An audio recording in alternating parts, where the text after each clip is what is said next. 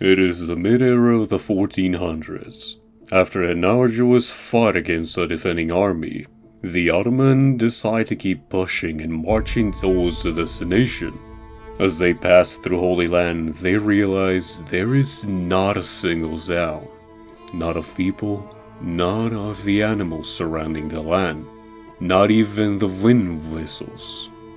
The skin inside their cold armor tenses as every step makes them feel heavier and more unsettled to the essence around the area that they are passing.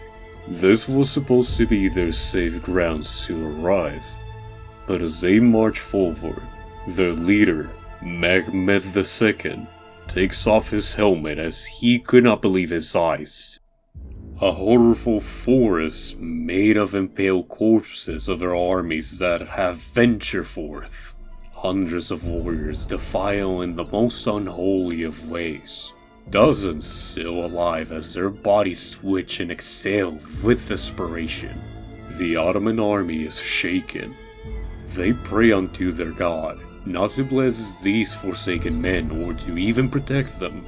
But they pray because they can sense, just as Mehmed, that what awaits them in Wallachia is not human. This was a sight that was recorded as one of the most fearless armies in human history, crossing paths with one being that quaked not only an entire century, but generations beyond. Until Bram Stoker was inspired by this and many other anecdotal tales, to create the most influential book that created the Gothic genre, all because of one name, Vlad Tepes Dragul III, the Dragon Prince of Wallachia, the Impaler, the real Dracula.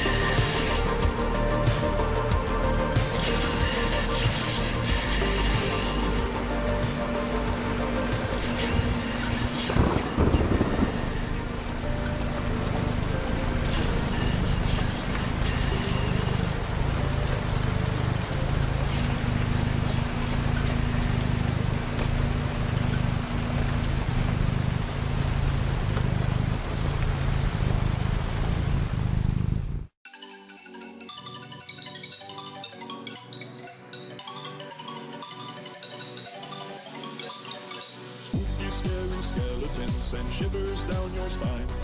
Shrieking skulls will shock your soul, seal your doom tonight. Spooky, scary skeletons speak. Ahoy, ladies and gentlemen, and the technicolor rainbow in between. Tonight, their Meph wants to take you through a bit of a different downpour of sour flavor madness. After you're done with your month of Hallow's Nest socializing, dressing up to show your daddy issues, all the unadulterated and unprotected intercourse your body can handle, and the diabetic coma you will fall upon after consuming the mountain of candy from this month. Nevertheless, I wanted to change the pace of my Zelda series and talk about something that has been in both my head and in my veins since last year. And what better way to start than to just discuss how it started. I have spoken about one of the most influential movies in human history as Nosferatu, which inspired the evolution of horror cinema and to create the Gothic genre and medium expressionism. It is a German legacy that has been passed through generations. But Nosferatu is an interesting tale. The development of the movie has a lot of cultural references from its time, and it made the best choices it could to avoid being pestered into a lawsuit by the heavy inspiration from Bram Stoker's Dracula without permission.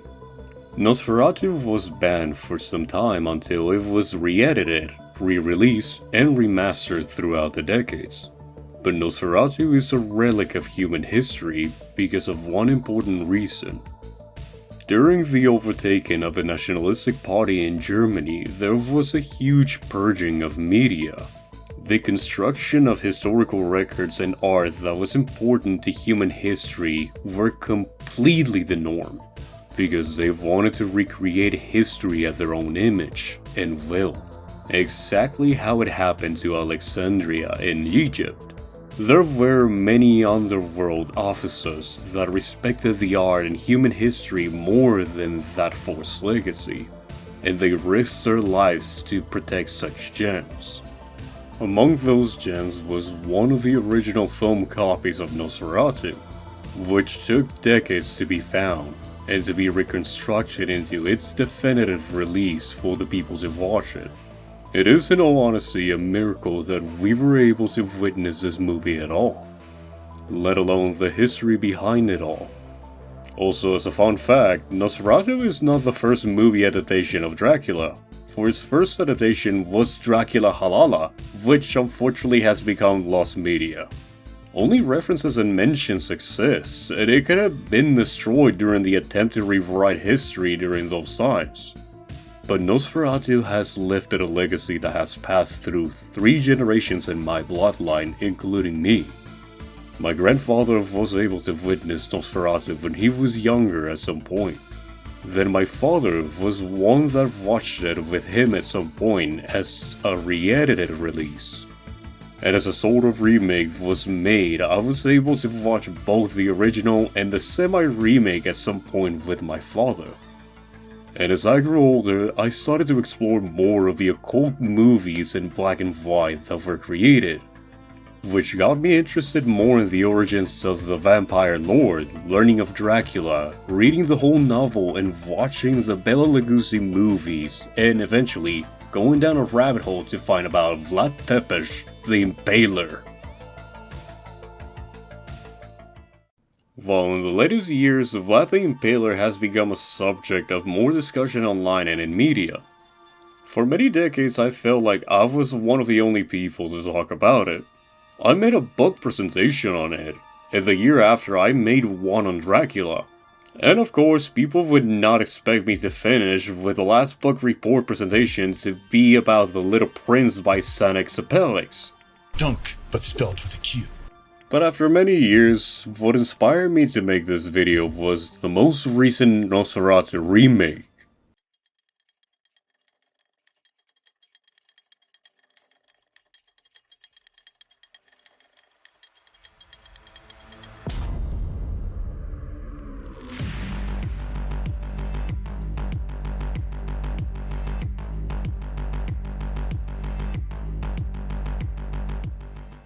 The 2024 Nosferatu movie was a beautifully made movie that has transcendent expectations for remakes in the modern era.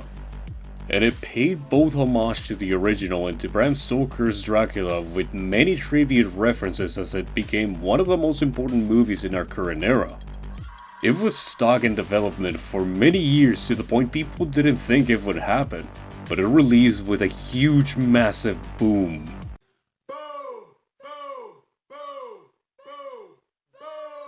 I fell in love with the movie and I truly respected its history and how it reconnected me to the original Nosferatu. But with that, it made me think that in my entire life I have been exposed to many faces of the Dracula character in many media forms. And it's hard to ignore how much it has become a norm. I got inspired to talk about my favorite depictions of Dracula until now. I will separate these not by the genre, but by the expressional medium forms they come from. And no, I am not talking about Mormon vampires. That I am not touching with the 10-foot pole, nor the Jehovah vampires of the Catholic vampires. Why the hell can't we just have regular vampires?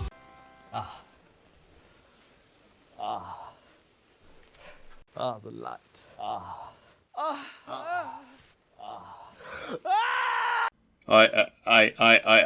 I take back everything I've said. I regret everything. In the film media of expression, Dracula has been in an infinite number of movies by different actors.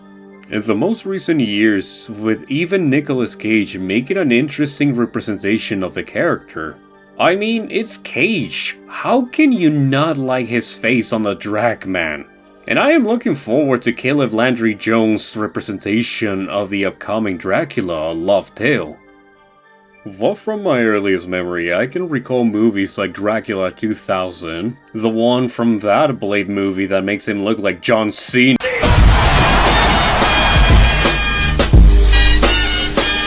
Dracula Untold was definitely one that was more connected to the Vlad Tepes historical figure, and that is one of my favorite Dracula depictions. The effects are actually not as bad as I expected, and the visuals when the most horrible and dramatic moments are a sight to the eyes.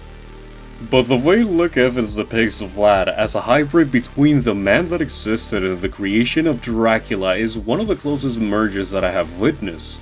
Making a tragic creature of consequence give empathy to the viewer of why the choices forced upon him have created this man that eventually would become a monster.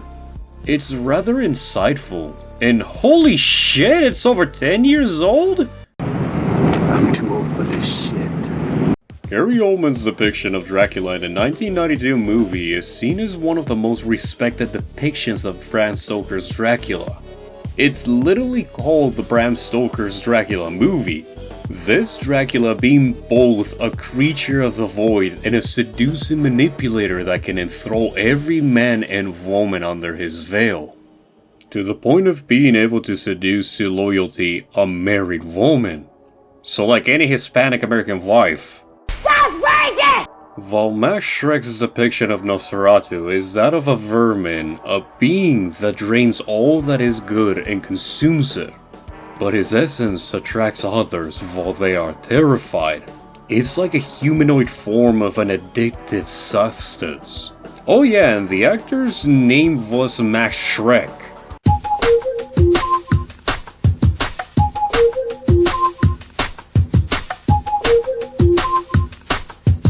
Bela Lugosi's depiction was one of the most iconic.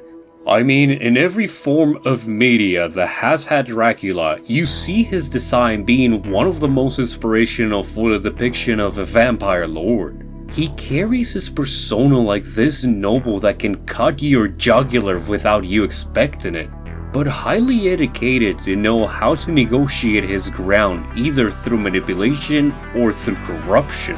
So like any politician. Alright, what the hell's the difference? Relax, guy! But while Bela Lugosi imprinted the Dracula image into the fourth more of our generations, Christopher Lee reinvented Dracula.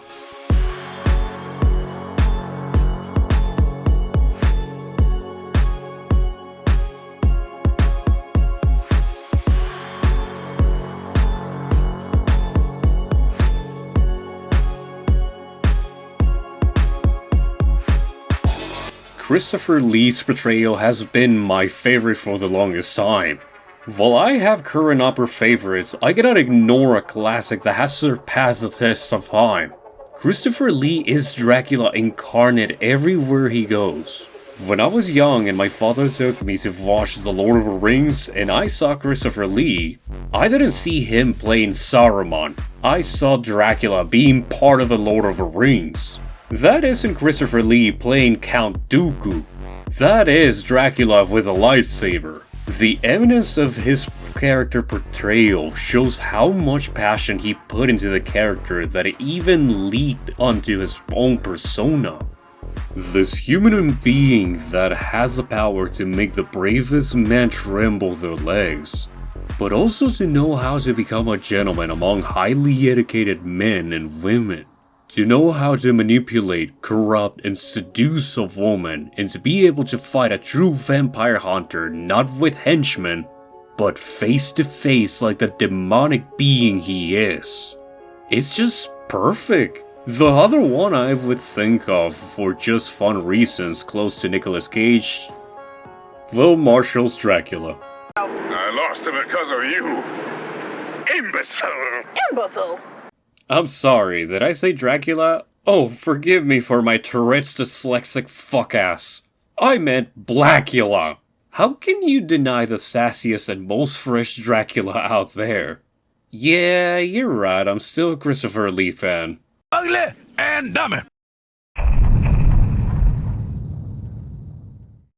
The vast expansion of animated media in the last decades has been so grand that multiple countries have started to fight each other for domination. No longer is it just Japan and the USA fighting on the domination for animation, but the rest of the world jumped in and showed their capacities. I myself grew up with Ketchup Vampires, which was a show that is very unknown, but I love for its form of vegetarian vampires. Yes, these are true vegetarian vampires, unlike the fucking Mormon vampires here. This is what I am. It's like diamonds. Which had its different references to the many depictions of Dracula, including Nosferatu. But we do see a vast number of very generic examples. There's not a lot to choose from, but honestly, Little Dracula is one that comes to mind as a very fun version. The misadventures are your typical every week kerfuffle from a regular Saturday morning cartoon. But that one doesn't come close to... In the heart of Transylvania, in the Vampire Hall of Fame, yeah, there's not a vampire any other. Yes, I prefer this over Little Dracula. Originally just an antagonist in the Danger Mouse series, Count Duckula became its own series that was both immersive, dynamic, and with lots of dark humor for both adults and children. Having a nanny that is pretty much a dorky motherly space marine, and the butler Igor that constantly wants to teach the Count how to keep the Duckula lineage since he's the reason the dynasty exists. But Count Duckula is a vegetarian, so he does not consume blood, which makes Igor the one constantly trying to hating his new form and wanting to go back to the good old times. It shows the constant conflict of the old and the new, and how the new Count is a representation of the evolution of humanity's costumes. It's also hilarious he constantly gets taught the education of his family line, but he just takes the information he wants to hear and seeks for fame and riches. It's quite the opposite of the regular Dracula depiction, but just a bomb-ass green duck. But atop all of them, you can't fucking compare Batman's Dracula.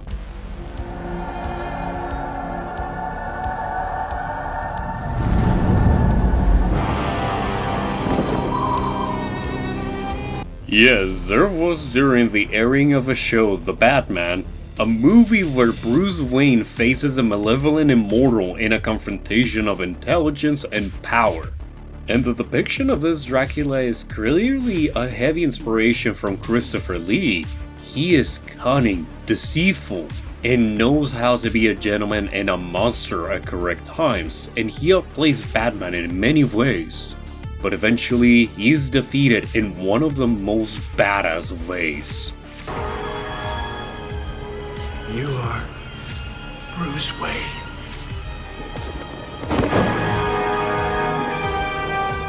I'm the Batman. And you're dust.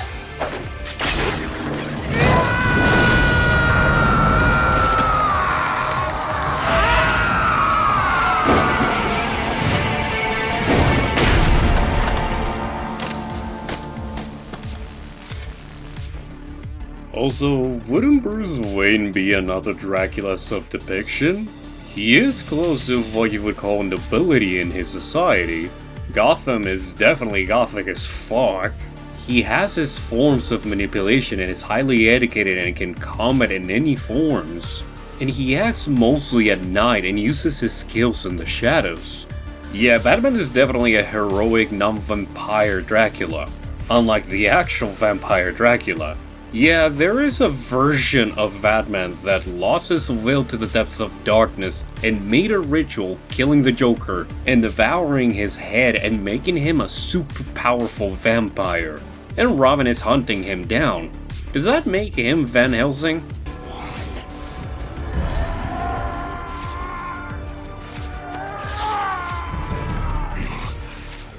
This cannot be.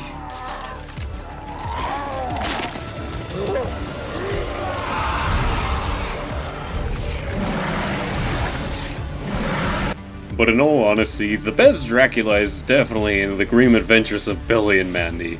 So, baby, you want to see Dracula dance? Yeah, you like that? Oh, yeah!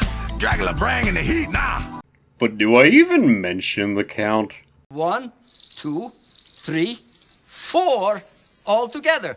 4 beautiful beauts. I mean 4 beautiful bats. The number of the day is 4.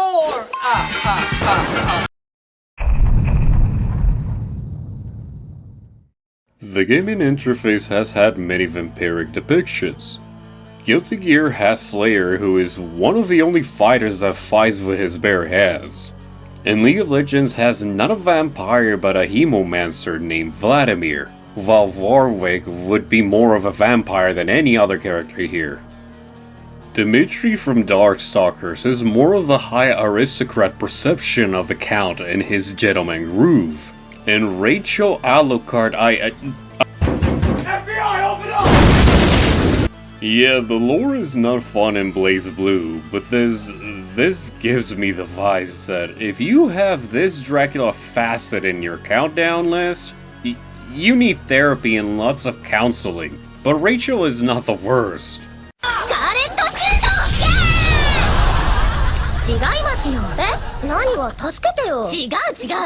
Oh yeah, Remelia Scarlet from Toho.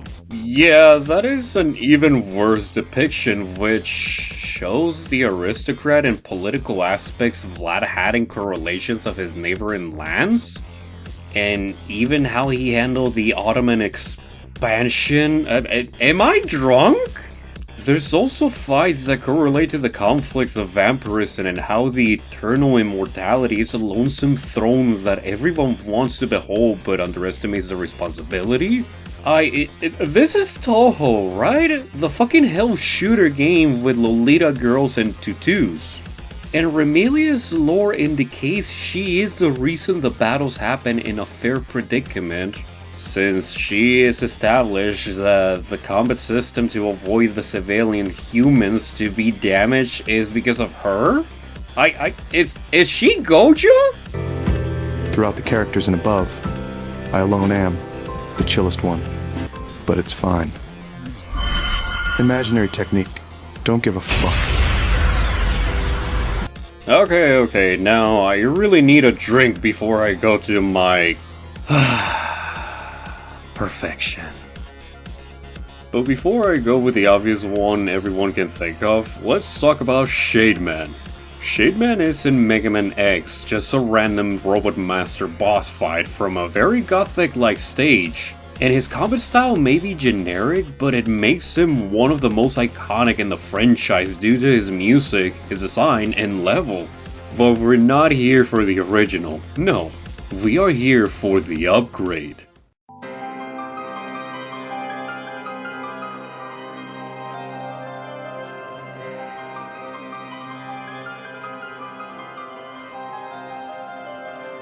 Mega Man Battle Network has Shademan not only as a computer program virus, but as something beyond technology. For no matter how many times he is taken down, he always comes back. Shademan is a cunning strategist that can break any program's code, in the human equivalent, their will. He is more attuned to the manipulative side of Dracula. He consumes and loves to corrupt others to his dark side. Ah, so like a Sith Lord.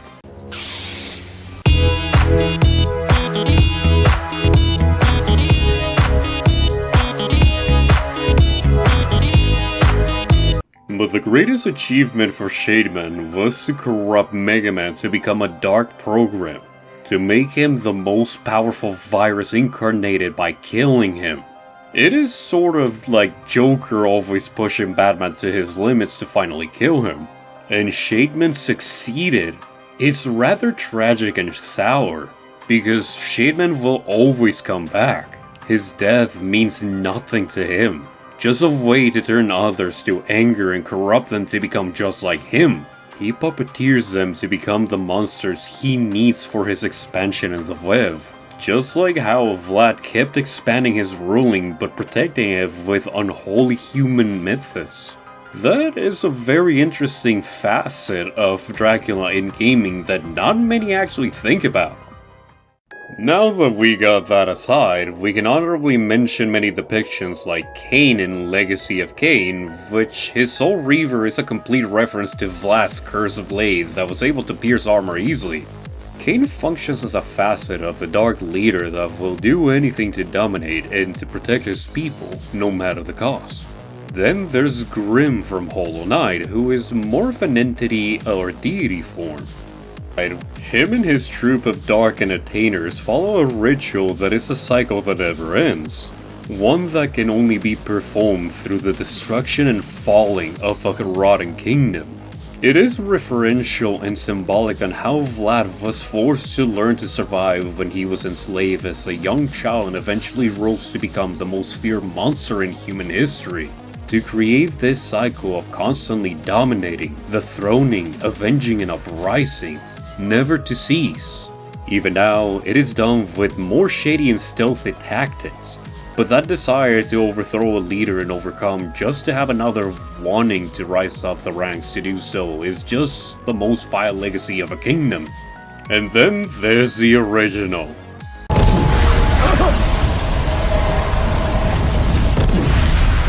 What have you done? What have you done to my wife? Dracula's face in gaming started and ended with Castlevania.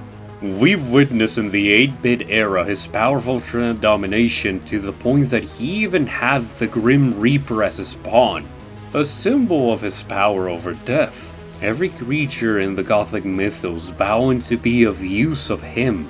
He is the king of all wretches, all under his castle, Castlevania. He said it! He said it! But the interesting thing is that Dracula's powerful sorcery and villainous is very well depicted over the generations of the games. But they also open in glimpses his befall from his own humanity. Symphony of the Night depicts a moment of Spire of Dracula as he enjoys a glass of blood before facing another Belmont. The endless battle between the demons under Dracula and himself against the vampire hunter family. But his voice and tone are more like a tired, drained man. What is a man? A miserable little pile of secrets. But enough talk. How about you? He is a powerful foe, but it's as if he is tired of it all. I mean, how many generations have defeated him and he keeps getting revived by many forms of his servants that see him as a god? And his son Alucard actually has a moment when he remembers when his mother was put on the stake to be burned as if she was a witch. A horrible mirror image of the Salem trials under the control of religious ignorance and God-fearing dread. The trauma affecting both Alucard and Dracula to the point of Dracula becoming the eternal villain he is now known as. A mirror depiction from how he felt betrayed by his god in Bram Stoker's novel, and his defiance of his heavenly father made him become this being that not even angels would dare to come near. And Dracula, broken and afflicted, took his pain and became more than just a vampire. For he protected humanity because his mother loved Dracula's humanity. It is what gave birth to him. It is what he sees as the most important thing to his bloodline, his love. It's a story that truly crawls in the skin with horror and depression. It is very well transformed in the Netflix anime adaptation of the games. They take their liberties a lot, but they take heavy inspiration from Castlevania 3, which was a prequel to the original game, and now they take upon the story of Richter and Alucard as we come full circle with Symphony of the Night. I can only imagine how sour it will be once it reaches the incarnation of the most powerful of all Belmonts, Simon Belmont. Well, this is the epiphany of Dracula, so much that even Dead by Daylight brought a Castlevania crossover and have him as a villain. It still has a lot of influence in gaming, as you have witnessed with some of my references in the past and in this video, but the best one so far has been OD. You're a vampire! And what of it? Will you murder me for that alone? I've picked no quarrel with you. My name is Orlok Dracula, but you may call me OD. I oversee this library, Miss... Orlok Dracul is a complete comparison of the original name of Vlad Tepes Dracul and Orlok from Nosferatu. Him being an intellectual, highly educated vampire that protects his library, demanding the same respect he gives to the main character. And that relationship is one of the most amicable in the game that pays homage to the Castlevania franchise. But if you fail to return a book from his library, he appears as a secret boss fight and uses abilities similar to his Dracula depictions in other Castlevania games. And... wait, is that...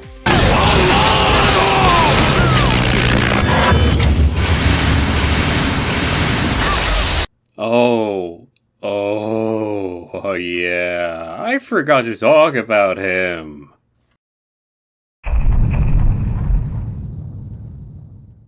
The enemy scene has had a few vampire depictions, since it is hard for the Japanese animation to depict proper horror compared to action or emotion. But among the many fucked up failures they have released, there are two that are very incredibly highly regarded. First, as an honorable mention, I had to talk about Vampire Hunter D, as the character is in a futuristic cyberpunk and or Mad Max world where vampires are highly feared encounters with humankind. Very few and far between, but very powerful as they come with high nobility from the original vampire lords of the old world when Dracula was still alive. And V over here, using his cyber horse and his blade, he fights these beings with a cold demeanor. But as many regard him in fear with understanding, as he is not just a direct descendant of Dracula, he is the son of Dracula. Oh shit. And instead of taking his spot as the lord of all vampires, he protects humanity by fighting them in the same environment they thrive. A wonderful similarity with Alucard from Symphony of the Night. And then there's Dio Brando. Dio Brando comes from a very slimy and dysfunctional family. Since he was a kid, he had high intelligence to even beat the best in chess, but needing to take care of his deadbeat alcoholic father and dying mother. Becoming emotionally detached to the point of seeing humanity as just tools. Poisoning his father and eventually being adopted by the Joestars, which domino effects into the entire JoJo's Bizarre Adventure franchise. Dio, being human, still has a lot of skills and capacities that make him beyond a normal human, as so does his adopted brother Joseph Joestar. But with this rivalry, they keep growing and challenging each other. But Dio is just a fucking cunt. No, let me explain. He burned a dog alive. He poisoned his own father, which I understand, but then used the same methods to poison the only salvation he had as his adopted father. He stole the first kiss of Jonathan's first love. He defiled the natural progression of humanity as he became the first vampire to truly become a superhuman. And then he used his vampirism to convert others and control them as he truly thought of himself above humanity. He even got his own castle. Oh, and the scene where she transforms a woman and she immediately devours her newborn. This man is a vile, disgusting monster. And that's why he is the most perfect depiction of the villainous form of Dracula.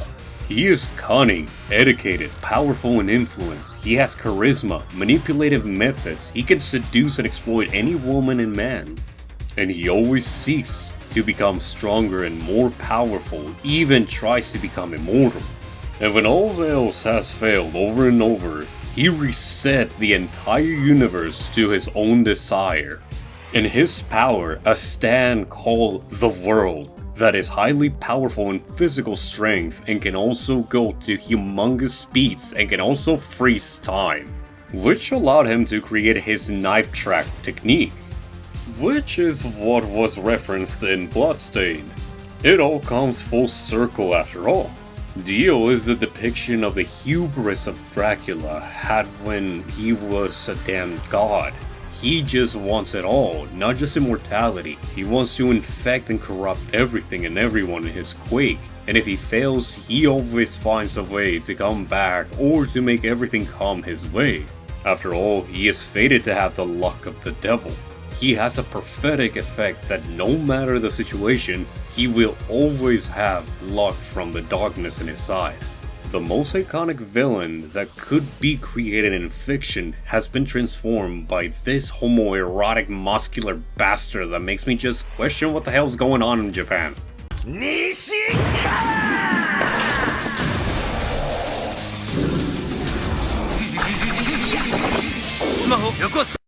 Huh? And then there's Alucard.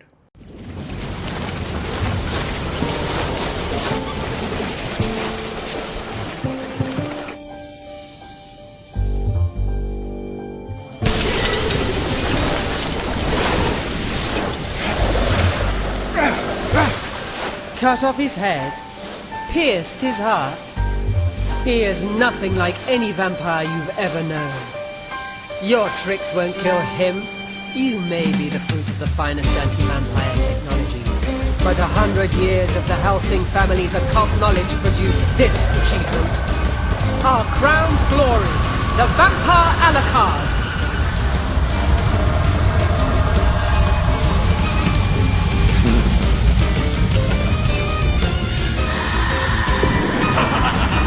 Alucard from the series Helsing is the best depiction in visual media of the Dracula we know, period. He is in this lore the actual Vlad Tepes Count, the man who was tortured as a child, used and rose to become a knight that would enthrall the entire European side in fear until he defiled his own loyalty to the god that betrayed him and became the monster he is known as now, leaving many like him in his quake, creating many creatures of a night since his birth. And as he existed, eventually the famed Van Helsing defeating him, but not being able to truly vanquish him.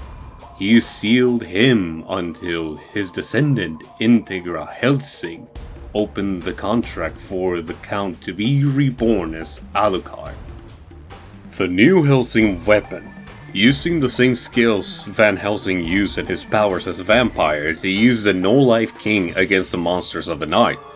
But as his hubris is referenced many times of his early years, it is also expressed how he is always combating, not just to eradicate the beings that now exist because of his doings, but he hopes to find the death and rest in the battlefield, to find a true man to destroy him, just like Van Helsing once tried. He wants death not just to be fair, but to be the overcoming of the human will. Because Alucard has no humanity, the only thing left of his humanity is a regret. He is always laughing, enjoying slaughter, and picking up the pieces of gore from the field, but within him is nothing more than the desire to cease to exist. I will leave a link in the description for a very interesting analysis on his persona from the Analyzer. But what truly hits is that Alucard not only has the most notorious design that embodies all of the faces of Dracula I have mentioned until now, but he shows to be well-mannered, well-adjusted, and to know how to respect his peers properly. But his respect must be earned, as when he converted Sarah's Victoria, she teased the shit out of her and undermined her, still guiding her and training her. But once she finally succumbed to her vampirism and started to become the true successor of the Helsing bird of Hermes, Alucard finally saw Ceres as an equal. It shows the huge vast character he has, for immortality is a huge ambition, but it is also a curse, one that can doom the one to behold it. And once he meets his end, it's not with sadness but with relief. The endless fighting, the gruesome sights and betrayals, the losses he has encountered for thousands of years, he could finally rest. Of course, it was until a matter of time since he wasn't defeated by a man of faith, hence he came back once more. While this can be seen as a positive, it is a rather tragedy. He will have to keep battling once more, over and over, and because of how powerful he is, there is no man that can truly defeat him in combat. He does not want to be defeated by a monster of his own kind, but a true Van Helsing, a new one, and maybe he will never find him.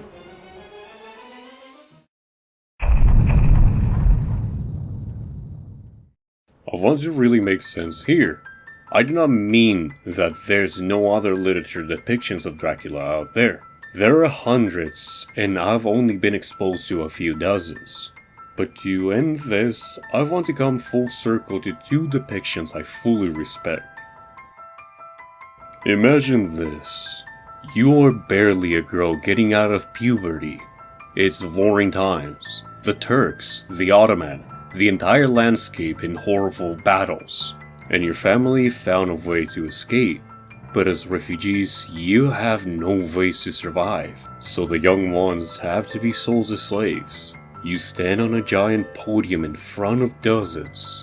You are disrobed, portrayed as a product and manhandled to be auctioned. And you don't understand the language they speak.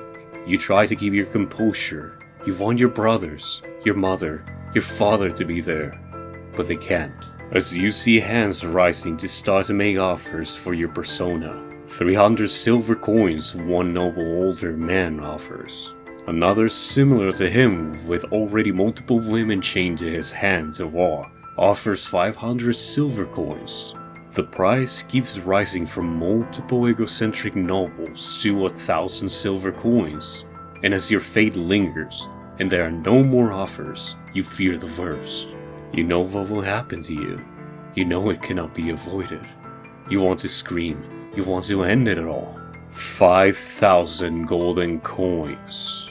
A soft but firm, strong-witted voice echoes from the back of the crowd as the silence breaks. This tiring noise that quaked the field is suddenly a sound.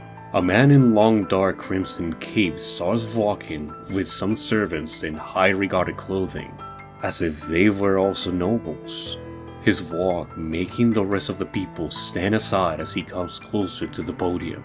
A man with hawk-like eyes and an abundant dark-colored mustache that falls down to his jawline.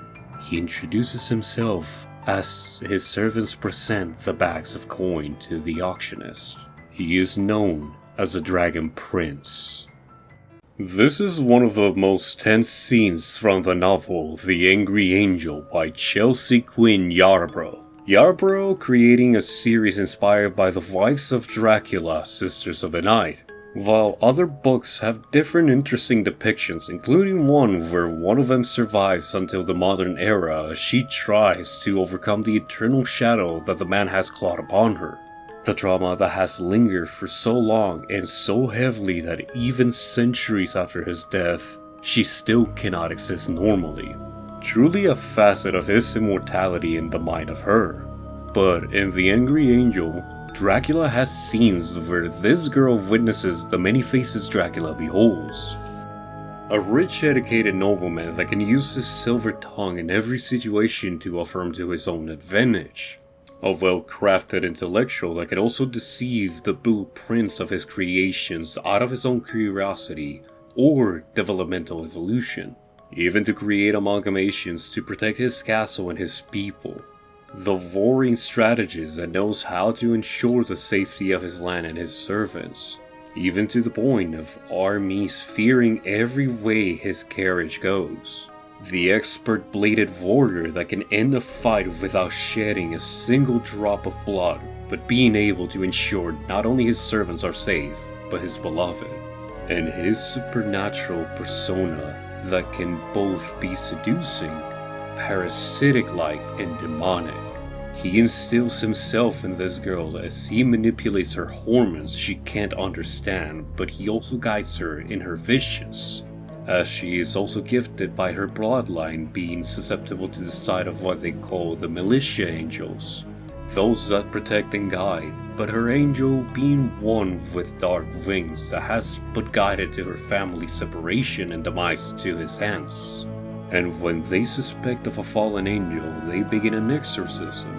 But this ends in the archpriest being possessed, as he says, and I quote, "I cannot be banished, for I am greater than Saint Michael and the serpent together." And he is not joking. His influence and powers are beyond those of the angels. There are small glimpses that reference him actually overthrowing the original militia angel her family had and taking the spot. Oh yeah, angels exist, and this myth is the forgotten angels were the victors against the fallen, but some of the militia angels decided to be among the humans against God's wishes. And so he punished them by making them crave the flesh and blood of humans. So vampires are but the angels punished by God for being horny. Run away, I've got to. But Dracula here exists as being spoken of not just the first forgotten angel that was born man, but reference to his worship of Lilith, seen as a goddess, and the darkest ways to affect the people that do not follow his shadow. I will not go into full lot of detail, but it involves the girl who actually is Dracula's first wife and her long-lost brother. What?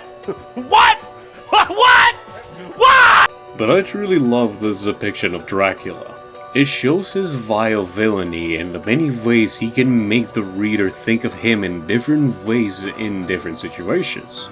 I pictured Alucard from Helsing being here, but maybe a less depressive one. An Alucard that was in his reign of conquering and slaughtering, but more grounded with a Vlad Tepes influence. It's perfect. A perfect unison of both the fictional character and the historical man. Now, I'm gonna start this one with saying this one has multiple characters that depict Dracula's multiple facets. It is very complete in its form, but it involves Warhammer.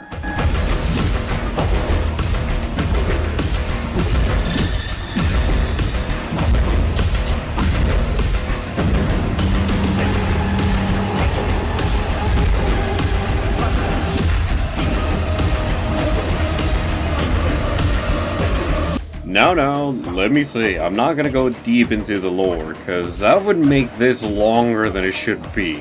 I'll link some videos in the description for this, but for references, humanity has existed for over 40,000 years. A man known as the Emperor of Mankind that has existed since humanity's dawn has taken many names. He was Jesus at some point, but he is the reason humanity expanded to the stars and then conquered planets, and now the Empire of Mankind exists with his high technological shit. And he then created out of chaos-infused substance and his own DNA the 20 children of his that eventually he got together to guide humanity and his army to expand. The 18 Primarchs that are his sons, and those Primarchs have their legions that descend from their own Primarch gene seed. But wait, you said there's 20 We don't talk about that. Now fast forward to the point when the favorite son Horus betrayed his own dad, the Emperor, and then got the other Primarchs to join him in battle, which divided the Empire forever and had brother versus brother with 9 Primarchs versus 9 chaos-infused Primarchs that were now more powerful, and some even demon princes now blessed by the Chaos Gods. This is the Horus Heresy, and during this war the encounter of one of my favorite characters of Warhammer and his genetic successors, the Golden Angel. Those of you that wish to run, run. Leave this place, not in shame at a duty undone, not in surrender to the traitor's forces, but with honor. Go, with my gratitude, for you have already given everything asked of you. If you wish to leave the wall, and take your chances in the wasteland before the battle begins. Then, in the Emperor's name, you have earned the right to try. Go swiftly, and carry with you the pride that you have already given a hero's share in a war that none of us wanted, but were forced to fight. It shames me to admit, but I would abandon this world if I could. The Primarch in me, the supposed demigod half of my heart, craves life with a ferocity that shames me. But I cannot. I am half human. And the human in me demands that I stay. I do not remain here out of immortality's courage. I remain here because if I am to die, I choose this death. I choose to die with my back to the last door. I choose to give my life to buy another hour, or minute, or even a single second of grace to those who cannot be here fighting with me. I choose to die here because I do not believe I have yet given all I can. Whether I am alone, or whether 100,000 of you are by my side, when the War Master's horde descends upon this wall, they will find me waiting for them with a blade in hand. Not because I can win, but because it is right. I do not know what delusion grips those out there who were once our brothers and sisters, but I know it is right to oppose them. All that remains is for me to ask.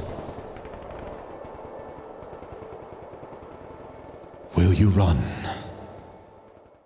This is what made me go a deep and humongous rabbit hole to find about Sanguinius, the golden angel of Baal and his genetic sons, the Blood Angels and successors. Sanguinius was the closest Primarch to the Emperor in regards to charisma, feats, abilities, and all around with slight psychic abilities and great warmongering intelligence. He embodies the many facets of both Dracula and Facets. He's had the battle against the bloodthirster Kabanda and went into a frenzy of rage, broken legs and damaged wings, but still defeated the demon. Him and his sons, the Blood Angels, suffer through a genetic flaw called the Red Thirst, which makes them crave blood constantly.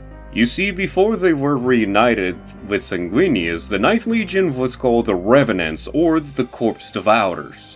They were vampiric berserkers that would fight in close combat and eliminate all opposition and consume it. Just like the warmonger Vlad was and the consuming plague Dracula would bring wherever he may roam.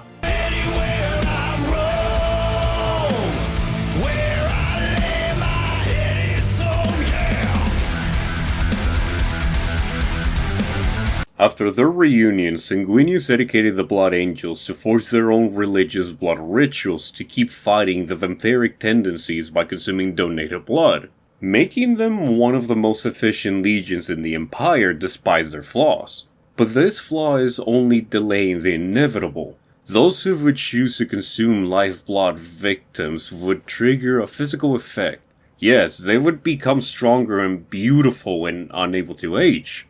But they would only slowly mutate into these grotesque monsters that cannot be satiated by blood only. It's a complete vampiric mythos depiction in a futuristic environment, and after the Horus heresy, there was one more curse.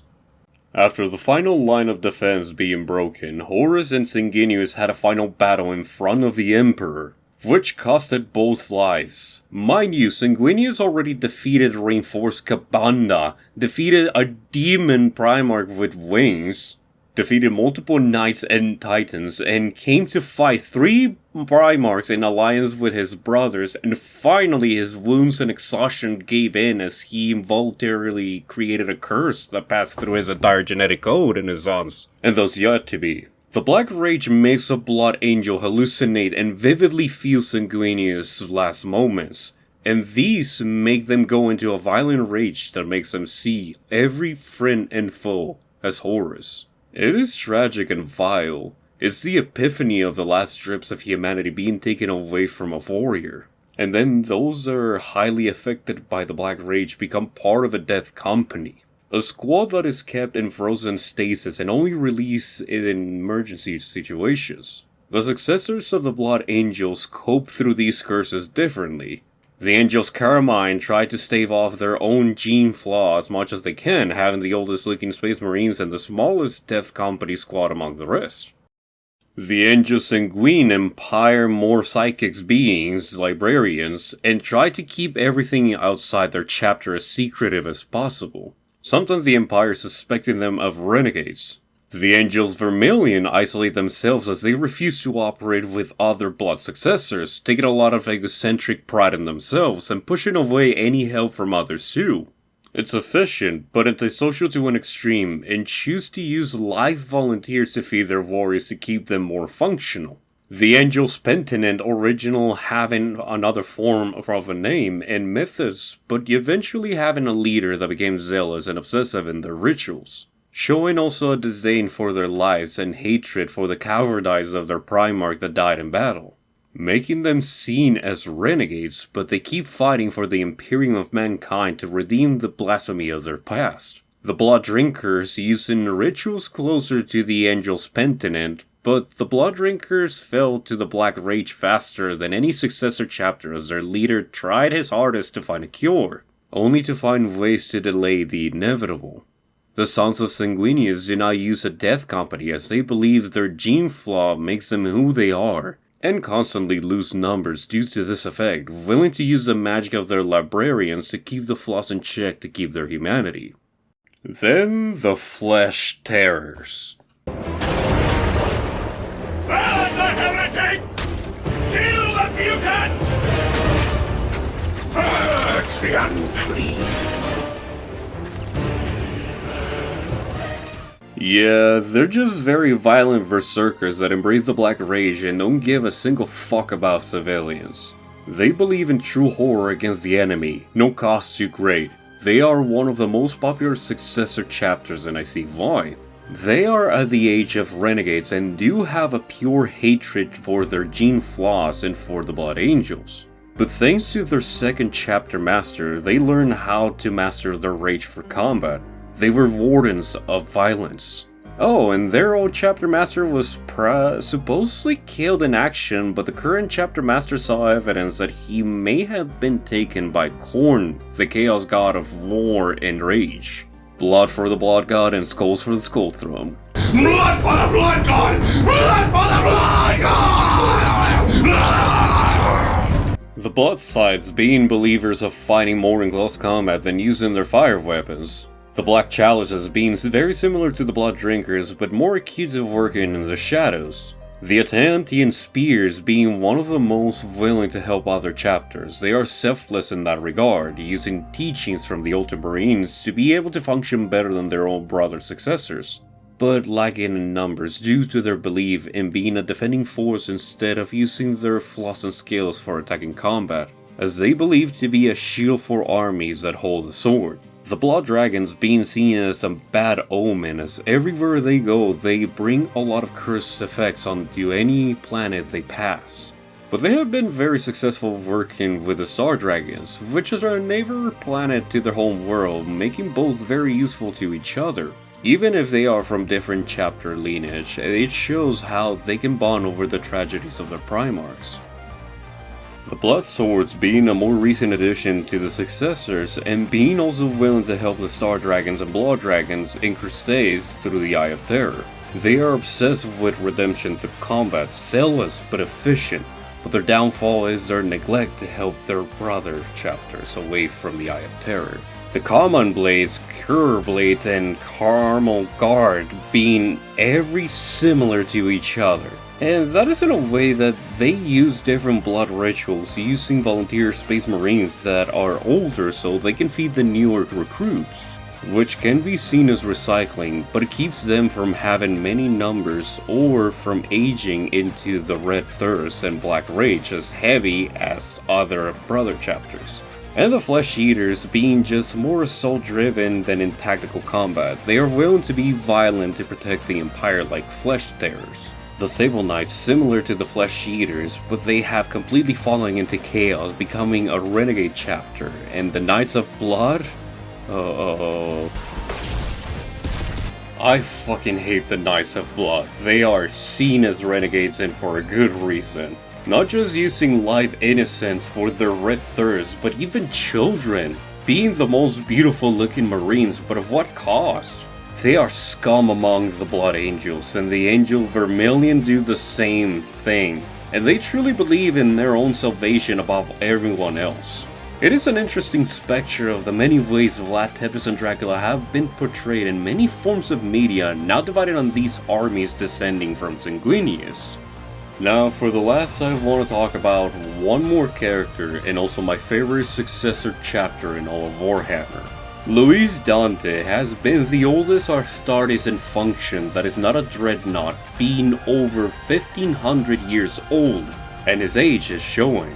A warrior that has surpassed the Red Thirst and Black Rage, a warrior that has helped guide and lead the Blood Angels, and succeeded in being respected by both Primarchs and the Empire, to the point that he surpasses the Sanguinary Guard, the most impressive and respected Blood Angels in gold that surpass their flaws, and he also leads half of the Empire in place of his fallen Gene father. But Dante is tired. After over 1,000 years of war, he is done. He is tired. He wants to find solace in death. He wants to finally have peace, but there is one man that stops that. Yes. Please. I have served for so long. Grant me the freedom of death. I cannot. I regret that I can do none of those things. I need you, Dante. Your suffering is not over. Please, no, my lord! I have done enough! Please, let me rest! I am sorry, my son, but you cannot rest. Not yet. Live, my son. Live. No more! Take me with you! I beg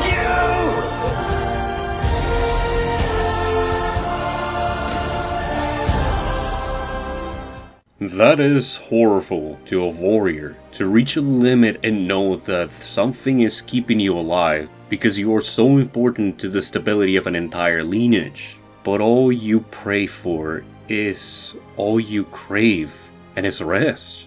But you can't. It's Gothic tragedy at its best, and it's the humanity in Dante showing his limits. And then there's one chapter successor that is seen by many as the worst, but to me, they are the ones that deserve to be respected.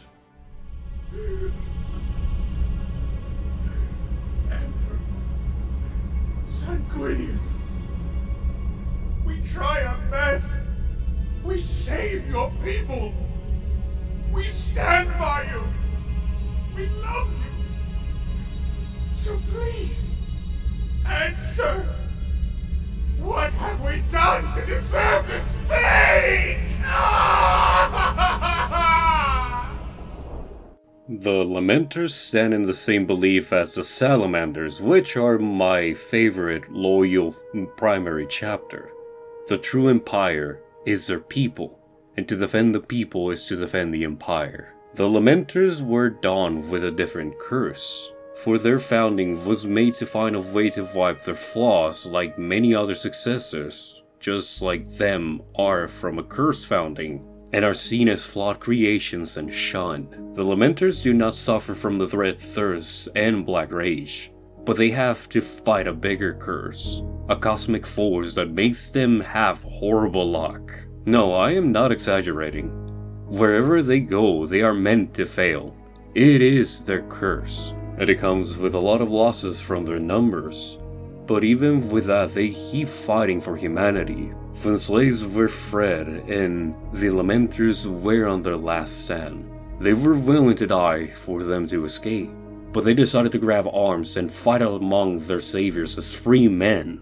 When a miscommunication created a civil conflict among chapters, the Lamenters aided the opposing conflictors, And because of that, they were sentenced to a 100-year penitence crusade. No help from others, not allowed to help others, not allowed to recruit more, just to keep fighting without any more resources for 100 years.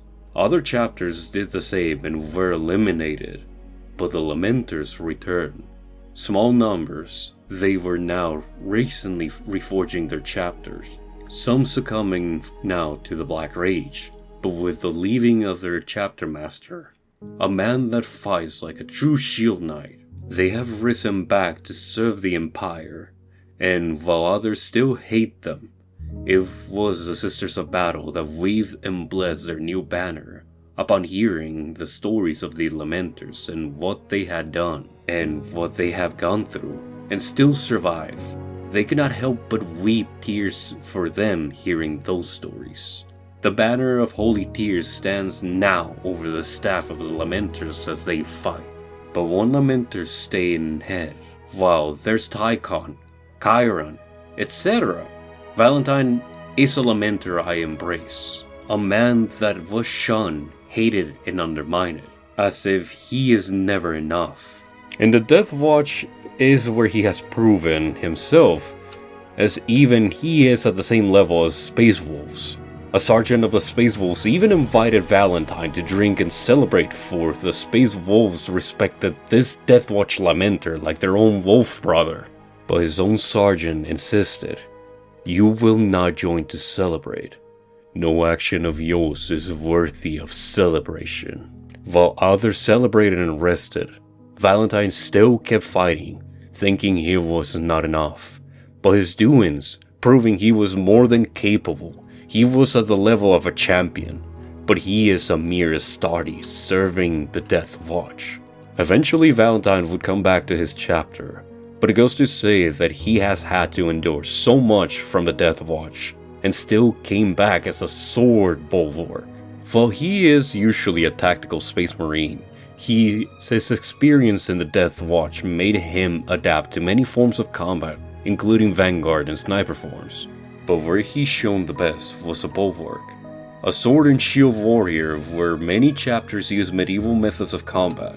The Blood Angels usually avoid such weaponry or tactics, but Valentine mastered it in such a way that his right arm has become the sword blessed by Luis Dante, and his Death Watch arm is the shield of humanity.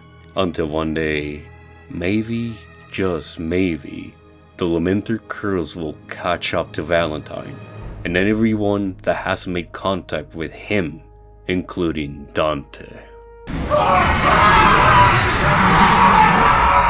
Until then, they will all lament, and that is what Dracula embodies. A true lamenting tale of a being eternal among immortals, that no matter the timeline or storyline, the perpetual being that brings the demonic shadow of dread shall never know peace. And the same is for those in contact with this lamenting force. But a question. Do you know what lament means? To lament. It means to mourn, to regret. I remember a past future that will never be, one that lives on in my mind. I lament the losses of so many heroes and heroines, so many dreams and loves. But then again, what am I supposed to do? I was a lamenter once. I can keep going with the many nerdy rants, but every single one of these show how much love and passion Bram Stoker's Dracula truly instilled in so many people. The most important piece of literature in our gothic genres to exist has been just as close to the character and the legacy of the human being beyond the character of Dracula. Both the effect of Vlad Tepes and his fictional persona Dracula have proven that they will keep on going, as they will have many more adaptations to this day and forth. No matter how many decades or centuries, they have proven the Dracula we all know, the many Draculas we know, are in fact truly immortal.